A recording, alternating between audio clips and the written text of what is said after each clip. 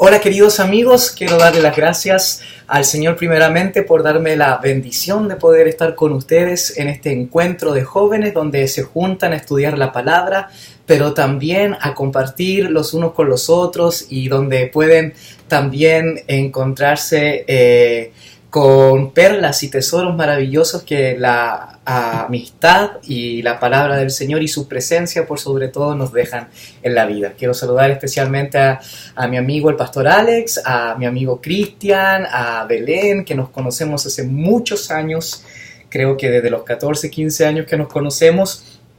Y sé que están trabajando comprometidamente en el ministerio de jóvenes, así que estoy feliz de que ellos puedan estar haciéndolo. Y a todos los amigos que me conocen y a los que no me conocen, les saludo en el nombre del Señor. Bien, se me invitó a poder entrar a un diálogo, a una tertulia, un foro, como tú quieras llamarlo, acerca del Evangelio de Juan.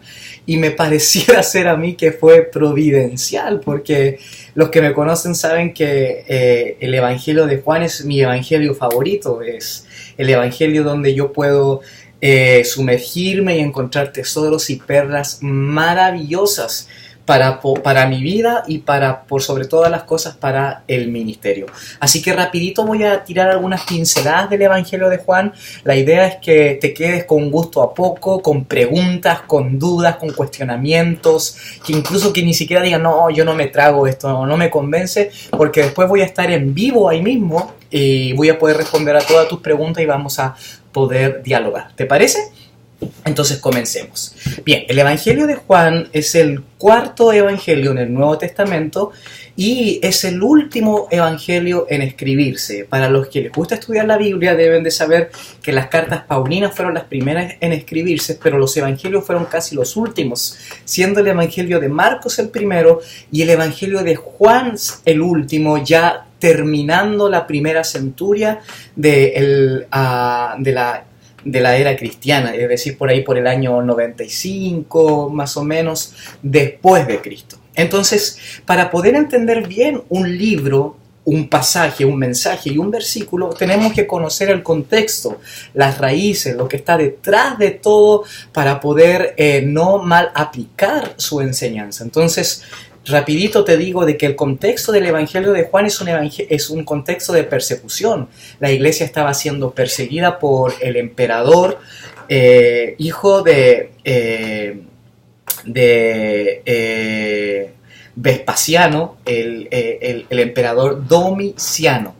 El emperador Domiciano. Y Domiciano es algo especial porque viene de la familia de los Flavios, y digo esto porque la familia de los Flavios era una familia muy importante en Roma que ya tenía aires de grandeza. Entonces digo que Domiciano tenía un carácter especial porque él anhelaba la adoración para él. Los estudiosos y los historiadores no se ponen de acuerdo si esto tenía que ver con alguna característica psicológica de su egocentrismo, de ser de buscar la adoración propia, o una estrategia política para unir al imperio romano en una sola voz religiosa. Tú sabes que desde los siglos los emperadores y reyes trataron de usar la religión para poder unificar el reino. Entonces él quería unificar el reino, el imperio romano, a través de la adoración a su persona. Entonces Domiciano pidió adoración completa y especialmente, ¿cierto?, persiguió a los grupos religiosos que no le dieron tal adoración. Y obviamente uno de ellos eran los cristianos. Los cristianos entonces se negaron a adorar a Domiciano y comenzaron a ser perseguidos.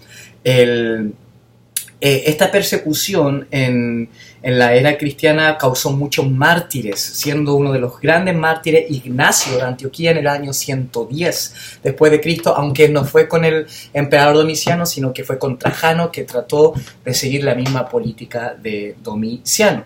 Entonces, es importantísimo saber de que en este contexto de persecución, la iglesia primitiva necesitaba esperanza, y ya los evangelios ya habían sido escritos, Marcos, Lucas y Mateo, y obviamente las cartas paulinas también. Entonces se necesitaba algo diferente, y el pastor de la iglesia de Éfeso, el cual era en ese tiempo la capital del cristianismo porque Jerusalén había sido destruida 25 años antes, que se cree que fue el último apóstol, el más joven de todo, el evangelio, el que escribió también Apocalipsis, Juan, el discípulo amado, aunque algunos piensen que fue Juan el teólogo, porque habían dos Juan diferentes en la iglesia primitiva, pero vamos a seguir el lineamiento conservador que dice que fue Juan el apóstol. Juan ve esto y este contexto de persecución y escribe algo diferente. Ya habían 3 evangelios, entonces se necesitaba un evangelio diferente, un evangelio donde no se hablara tanto de lo que Jesús hizo como de lo que Jesús dijo. Entonces, por eso que vemos que en el evangelio de Juan tenemos tantas enseñanzas y tantas palabras de Jesús. Si tú tienes tu Biblia y las palabras de Jesús están en rojo en tu Biblia, te vas a dar cuenta que casi todo el evangelio de Juan está en rojo, porque la mayoría de las palabras son de Jesús. Pero también el pastor de Éfeso, Juan el apóstol o Juan el teólogo, también ven otra amenaza. Y esta amenaza es la amenaza de una falsa doctrina. ¿Qué es doctrina? Es la enseñanza que la iglesia acepta.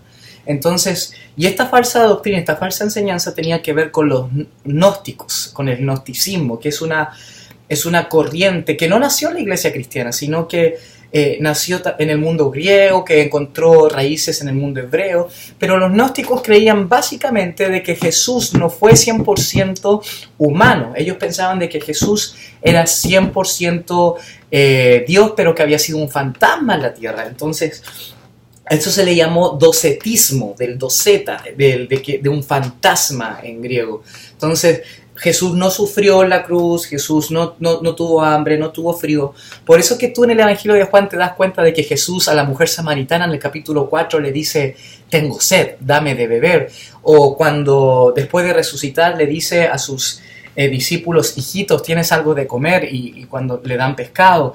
O me da el mismo Evangelio de Juan capítulo 4:1 me da alegría pensar de que Jesús fue tan humano para decir, el escritor dice, Jesús cansado del camino, es decir, encuentra que Jesús está cansado de decir atributos obviamente humanos. Pero también asimismo vio una parte de la iglesia que creía que Jesús no era 100% Dios, que Él simplemente fue una creación de Dios. Y esto después más adelante se fue desarrollando y trajo lo que se llamó el arrianismo, pero no nos adelantemos. Entonces estaba esta persecución número 1 y número 2 estaba, ¿cierto?, esta falsa doctrina que algunos pensaban de que Jesús no fue Dios y otros pensaban de que Jesús no fue humano, que Él no sintió nada. Entonces, por eso que el apóstol Juan, inspirado por el Espíritu Santo y viendo la necesidad, los evangelios no se escriben por sí, sino que responden a una necesidad, a un contexto, a preguntas que la iglesia se está haciendo. Viendo estas preguntas, comienza, inspirado por el Espíritu Santo, a desarrollar su manual, su evangelio de 21 capítulos. A ver, déjame ver rápidamente porque no me acuerdo si es 21 o 22. ¿Quién se acuerda? 21 capítulos, sí. Y al trazar su evangelio, lo traza acerca... Él es un genio, el escritor de Juan es un genio, porque traza el evangelio a través de 7 milagros que Jesús hizo, siendo el primero, ¿cierto?, cuando convierte el agua en vino. Y este escritor desarrolla todas las cátedras, todas las enseñanzas de Jesús a través de estos 7 milagros que en el Evangelio de Juan se transforman en señales, es decir, no son un fin en sí mismo. La sanidad, lo milagroso no es un fin en sí mismo, sino que es un medio para conocer la salvación y el plan, obviamente, que Dios tiene para la humanidad. Entonces, son señales, 7 señales. Entonces, desarrollando todo esto, nos encontramos de que el escritor, que es un genio, tiene un griego, si tú pudieses leer el griego del Evangelio de Juan, es un griego impecable. Por eso que se cree que fue Juan el apóstol, porque se cree que Juan fue pariente de sacerdotes, porque obviamente los sacerdotes eran los más educados y entrenados en la lengua griega en ese tiempo. Entonces, tan limpio, tan puro, y el hombre es tan estudioso que es capaz de poner el pensamiento griego y hebreo y mezclarlo en la misma raíz de la iglesia cristiana. Es decir, en el capítulo 1 es capaz de decir, en el principio era la palabra y la palabra estaba con Dios y la palabra era Dios, que en el griego era el logos. 400 años antes, para Sócrates, Platón y Aristóteles, el logos era el equilibrio, la palabra que le daba sabiduría, le daba balance a este mundo, era la sabiduría que le daba balance a este mundo.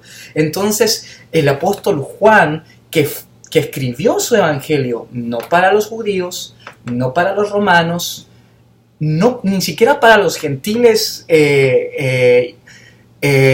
internacionales, sino para el mundo griego, es capaz de poner la filosofía griega a los pies del cristianismo y decir: la sabiduría que ustedes han adorado y que han buscado a través de los grupos estoicos o epicureos o de los presocráticos, es Jesús. Jesús es el cumplimiento de la sabiduría griega.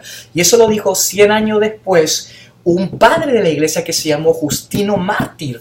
Y él decía que Jesús fue el cumplimiento, fue la encarnación de la sabiduría griega, que había sido una luz que iluminó al mundo al principio, pero que obviamente esa revelación no estaba completa, pero que en el mundo hebreo, en el seno de Israel, nació y le dio vida, ¿cierto?, a Jesús. Pero también fue un genio porque no solamente se conformó con entablar ese logos griego, sino que también la palabra, la Dabar Adonai en hebreo, que es la que traía el mundo hebreo. ¿Te acuerdas cuando en Proverbios dice que la palabra o la sabiduría, la Jochma, viene, ¿cierto?, desde la antigüedad, está del principio? Entonces toda esa sabiduría estaba en el Señor Jesús. Entonces Jesús es el puente del mundo griego y del mundo hebreo que trae luz al mundo.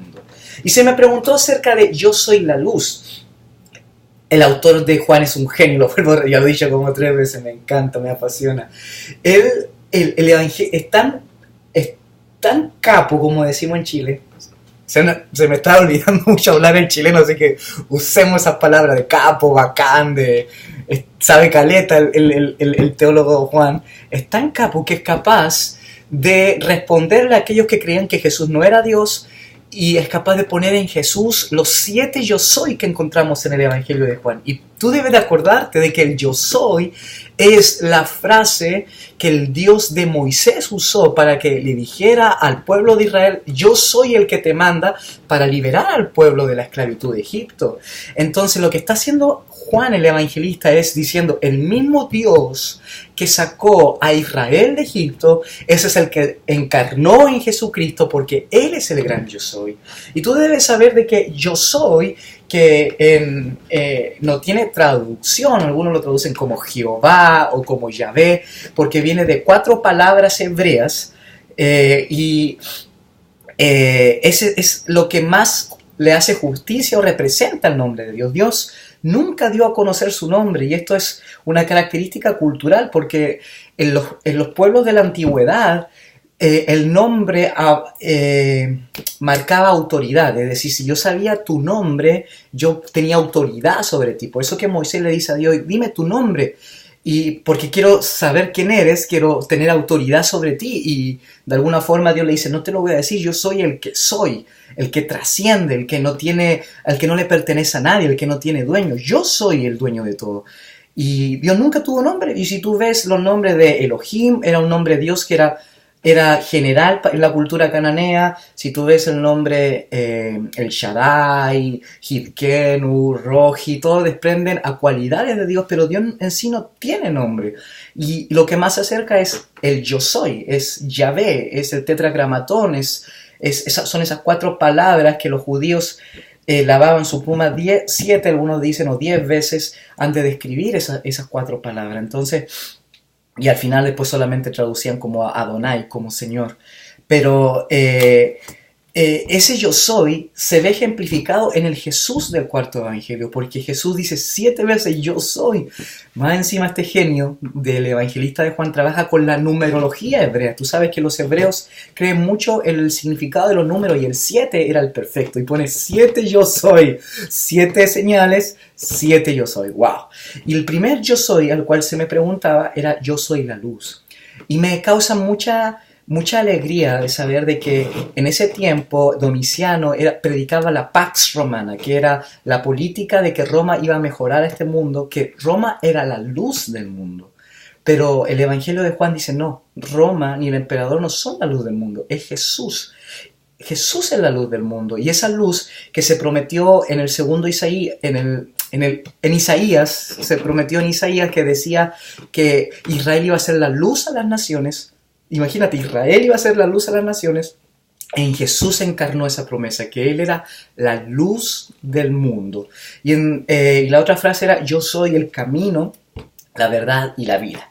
¿Te acuerdas que te dije de que el Evangelio de Juan respondía a las preguntas del mundo griego que hablaban sobre el camino, sobre la verdad, que la verdad en griego es el fin último del filósofo, y en hebreo que es emet, que es lo que le da equilibrio y balanza a todo. Jesús se transforma en eso. Y la vida no es una vida de bio, aquí no es bio como biológico, como algo que respira, sino que es una vida de zoe, que es algo más profundo, más grande, más pleno, más total. Yo les doy lo que Jesús está tratando de decir con vida, yo les doy la capacidad de desarrollarse a tal nivel de convertirse en las personas que Dios diseñó que ustedes fuesen. Entonces, por eso que el Evangelio de Juan es tan bacán. Voy a decir esa palabra, no la uso aquí porque los puertorriqueños no me entienden, chicos. No me entienden, y los mexicanos tampoco, así que... Pero bacán, es tan bacán. Bueno, les dejo este video. Quiero que hagan todas las preguntas y después vamos a hablar sobre cómo podemos usar esto para poder evangelizar y usar el Evangelio de Juan para nosotros transformarnos en este tiempo, en la respuesta, porque aunque no hay persecución, la gente no tiene esperanza. Aunque en el mundo griego ya no está, la gente busca la verdad, el camino, la guía y la vida. Y nosotros podemos ser eso. Así que nada, Dios les bendiga mucho y quiero que hagan sus preguntas, las vamos a hacer a lo mejor a través de Facebook. Así que Dios les bendiga. Bye bye.